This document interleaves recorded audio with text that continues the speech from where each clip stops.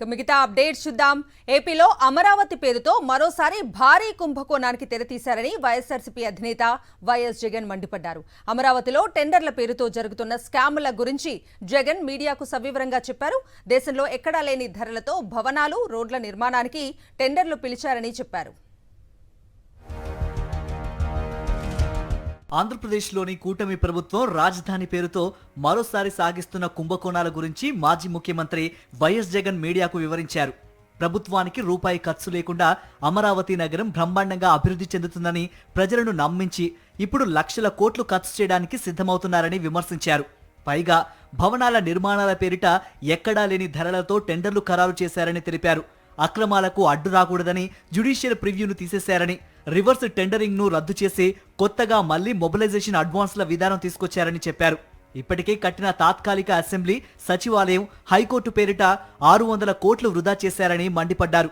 600 కోట్ల రూపాయలు ఖర్చు చేసి మళ్ళా సేమ్ బిల్డింగ్లు మళ్ళీ కడతానని చెప్పి మళ్ళీ చెప్తా ఉంటే ఆ మనిషి ఆ బిల్డింగ్లు ఆ డబ్బంతా గంగపాలు చేసి అసలు ఈ మనిషిని ఏ రకంగా ఈ మనిషి చేస్తామన్న నిర్ణయాలు సమంజసమని చెప్పి ఏ రకంగా చెప్పగలుగుతారు? ఇది వేస్ట్ అనిపించడం లేదా? అప్పులు తీసుకొచ్చి బిల్డింగులు కట్టి అప్పులు తీసుకొచ్చి రాష్ట్ర ప్రభుత్వం ప్రజల మీద అప్పుల భారం మోపుతూ ఆశ్చర్యం కలిగించే విషయం నిజంగా. అందులో స్క్వేర్ ఫీట్ ఎంత? 8,900. ఆయన కడతా ఉన్న ఐకానిక్ బిల్డింగులు 53,57,000 ఎస్ఎఫ్టీ, 4,660 కోట్ల రూపాయలు. సాధారణంగా స్క్వేర్ ఫీట్కు 4,000 రూపాయలు కన్నా పెడితే హైదరాబాద్లో కానీ బెంగళూరులో కానీ ఎక్కడైనా కూడా 5 స్టార్ లాబీస్తో కూడిన అపార్ట్మెంట్స్ దొరుకుతాయి. మామూలుగా కన్స్ట్రక్షన్ కాస్ట్ 3,000, మామూలుగా బ్రహ్మాండమైన అపార్ట్మెంట్లు. లేదు 5 స్టార్ అపార్ట్మెంట్లు కావాలా, ఇటాలియన్ మార్బుల్ కాడ నుంచి అటువంటి అపార్ట్మెంట్లు కావాలని అనుకుంటే కూడా కన్స్ట్రక్షన్ కాస్ట్ 4,000 పెడితే హైదరాబాద్లో కానీ బెంగళూరులో కానీ బ్రహ్మాండంగా దొరుకుతాయి ఎక్కడైనా. గత ప్రభుత్వంలోనే అమరావతి పేరుతో స్కాములు చేసి రెడ్ హ్యాండెడ్ గా చంద్రబాబు దొరికారని జగన్ చెప్పారు. 200 కోట్ల అక్రమ సొమ్ము కేసులో ఇన్కమ్ ట్యాక్స్ విభాగం ఆయనకు నోటీసులు కూడా ఇచ్చిందన్నారు.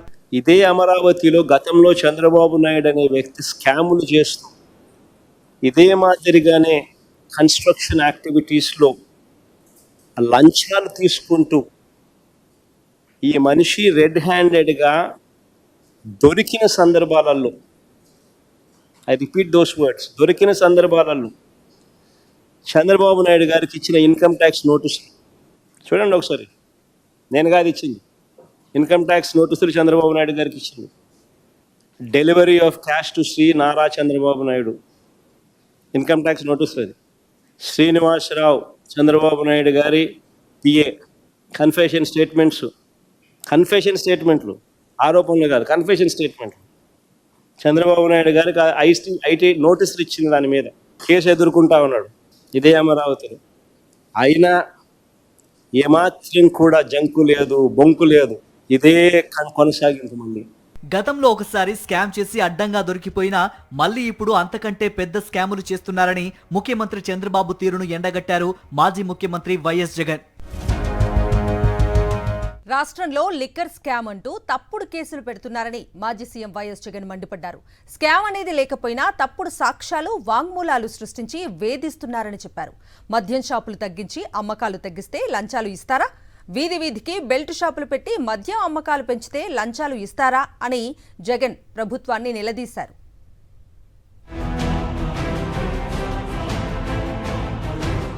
గత వైఎస్ఆర్సీపీ పాలనలో ఏపీ లిక్కర్ స్కామ్ జరిగిందంటూ తప్పుడు సాక్ష్యాలు సృష్టిస్తూ తప్పుడు వాంగ్మూలాలు ఇప్పిస్తూ అక్రమ కేసులు పెడుతున్నారు. కూటమి ప్రభుత్వం అక్రమ కేసులపై మాజీ సీఎం వైఎస్ జగన్ తీవ్ర ఆగ్రహం వ్యక్తం చేశారు. మద్యం షాపులను 33% తగ్గించి ప్రభుత్వమే అమ్మకాలు నిర్వహిస్తే లంచాలు ఇస్తారా, లేక గల్లీకొక మద్యం బెల్ట్ షాపు పెట్టి అమ్మకాలు పెంచితే లంచాలు ఇస్తారా అని ప్రశ్నించారు. ప్రస్తుతం ఏపీలో ఎంఆర్పీ కంటే ఎక్కువ ధరకు మద్యం అమ్మకాలు సాగుతున్నాయని, డోర్ డెలివరీ కూడా చేస్తున్నారని అన్నారు. మద్యం విక్రయాలని ప్రైవేట్ వ్యక్తులకు అప్పగిస్తే లంచాలు ఇస్తారా, లేక ప్రభుత్వం ద్వారా మద్యాన్ని అమ్మే టైమింగ్స్ను నియంత్రిస్తూ పర్మిట్ రూములను రద్దు చేస్తూ 43,000 బెల్ట్ షాపులను మూసేయిస్తూ మద్యం దుకాణాలను 33% తగ్గిస్తూ నిర్ణయాలు తీసుకుంటే లంచాలు ఇస్తారు? ఆలోచన ఏమని అడుగుతా ఉన్నా. ఎవరికి లంచాలు ఇస్తారు?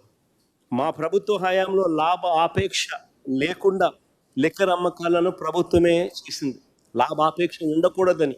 కానీ గతంలో ఎప్పుడూ కూడా చంద్రబాబు గారు లిక్కర్ వ్యాపారం అంతా మొత్తం తన ప్రైవేట్ మాఫియా చేతిలో పెట్టి నడిపించాడు.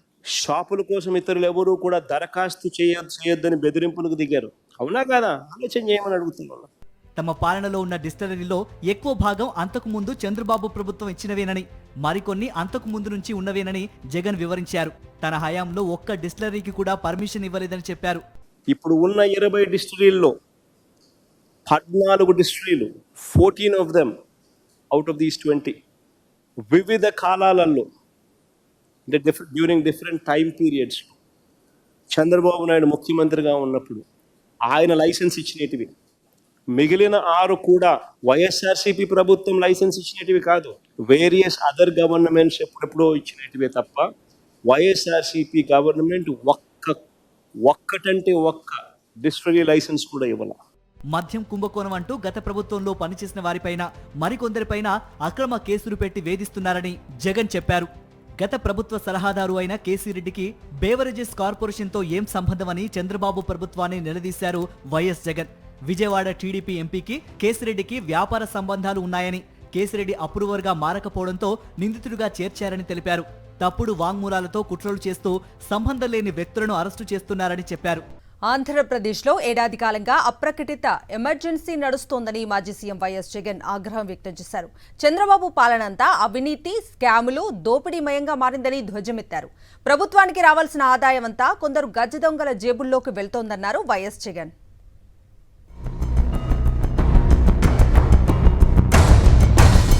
రాష్ట్రంలో లిక్కర్, ఇసుక, క్వార్ట్జ్, మైనింగ్, సిలికా ఇలా అన్ని మాఫియాలు నడుస్తున్నాయి. మైనింగ్ నుంచి రాష్ట్రానికి రూపాయి రావడం లేదు. చంద్రబాబు ప్రైవేటు వ్యక్తులకు దోచిపెడుతున్నారు. 4 గంటల పీక్ అవర్ కోసమంటూ 24 గంటల సమయానికి యూనిట్కు 4.60 రూపాయల చొప్పున యాక్సిస్ కంపెనీతో ఒప్పందం చేసుకున్నారని మాజీ సీఎం వైఎస్ జగన్ చెప్పారు. తమ హయాంలో 2.49 రూపాయలకే విద్యుత్ కొన్నామని, ఇప్పుడు చంద్రబాబు పాలనలో విద్యుత్ కొనుగోలులో పెద్ద స్కామ్ జరిగిందని వివరించారు. విద్యుత్ కొనుగోలులోనే 11,000 కోట్ల స్కామ్ చేశారని జగన్ చెప్పారు. యాక్సిస్ సంస్థకు సంబంధించి 400 మెగావాట్లకు వారి పిఎల్ఎఫ్ ప్రకారం 210 కోట్ల యూనిట్లు వాళ్ళు సప్లై చేస్తారు. ఆ సప్లై చేసే ప్రతి యూనిట్ ₹4.60 చంద్రబాబు నాయుడు గారు కొనుగోలు చేసే దానికోసం ఒప్పందం కుదుర్చుకున్నారు. అంటే 210 కోట్ల యూనిట్లు ఇంటూ ₹4.60 అంటే ఏడాదికి 967 కోట్ల రూపాయలు దీనిపై రాష్ట్ర ప్రభుత్వం ఖర్చు చేస్తుంది. ఇక దీని కంపారిజన్ ఒకసారి చేద్దాం. దీని కంపారిజన్ మా హయాంలో మేము సెకీతో కుదుర్చుకున్న ఒప్పందం ₹2.49, ₹2.49తో కంపేర్ చేస్తే, దీనితో పోలిస్తే యాక్సిస్ది ₹4.60 మైనస్ ₹2.49 అని అంటే ₹2.11 అధికంగా చంద్రబాబు నాయుడు గారు కొనుగోలు చేస్తూ 25 సంవత్సరాల పాటు కొనుగోలు చేసేట్టుగా అగ్రిమెంట్ వేసుకున్నారు.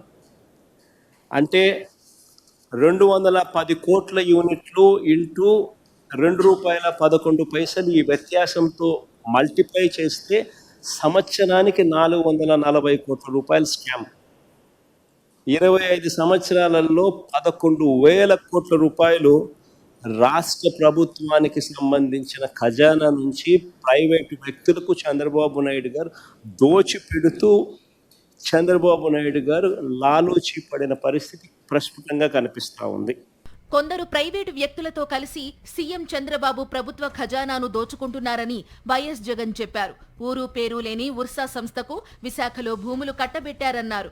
రూపాయికి ఇడ్లీ వస్తుందో లేదో కానీ ఎకరా 99 పైసలకు ఉర్సాకు భూములు ఇచ్చేశారని చెప్పారు. బిడ్ లేకుండా 2,000 కోట్ల విలువైన భూమిని అప్పనంగా ఇచ్చేశారని తెలిపారు. మాఫియా రాజ్యం ఇది. ఈనాడు, ఒక ఆంధ్రజ్యోతి, ఒక TV5, ఒక చంద్రబాబు, ఇది ఒక పేపర్లో వీళ్ళంతా మీడియా అని చెప్పుకునేదానికి సిగ్గుపడాలి వీళ్ళంతా. రాష్ట్ర ప్రభుత్వానికి సంబంధించిన పరిస్థితులు ఒకసారి చూస్తే రాష్ట్రంలో స్కాములు ఏ స్థాయిలో జరుగుతూ ఉన్నాయో కనిపిస్తూ ఉన్నాయి. కానీ ఎవడు రాయడు. ఈనాడులో కనపడదు, ఆంధ్రజ్యోతిలో కనపడవు ఈ స్కాములు. టీవీ ఫైళ్ళలో అంతకన్నా చూపించారు. ఇంకా స్కాములు ముందుకు పోదాం. ఇంకా స్కాములు ముందుకు పోతే ఉర్సా అంట, ఊరు పేరు లేని ఉర్సా. ఎప్పుడన్నా పేరు విన్నారా? ఉర్సా అనే సంస్థ అంట, ఊరు పేరు లేని సంస్థకు విశాఖపట్నంలో రూపాయికి ఇడ్లీ వస్తుందో లేదో తెలియదు, కానీ రూపాయికి ఉర్సాకు 3,000 కోట్ల రూపాయలు భూములు ఇస్తున్నారు. దాని క్యాబినెట్ క్లియర్ చేసాం. ఈ మనిషి నారా లోకేష్కి స్నేహితుడు. అప్పుల సామ్రాట్గా మారిన చంద్రబాబు ఏడాది కాలంలోనే తమ హయాంలో 5 ఏళ్లలో చేసినన్ని అప్పులు చేశారని జగన్ చెప్పారు.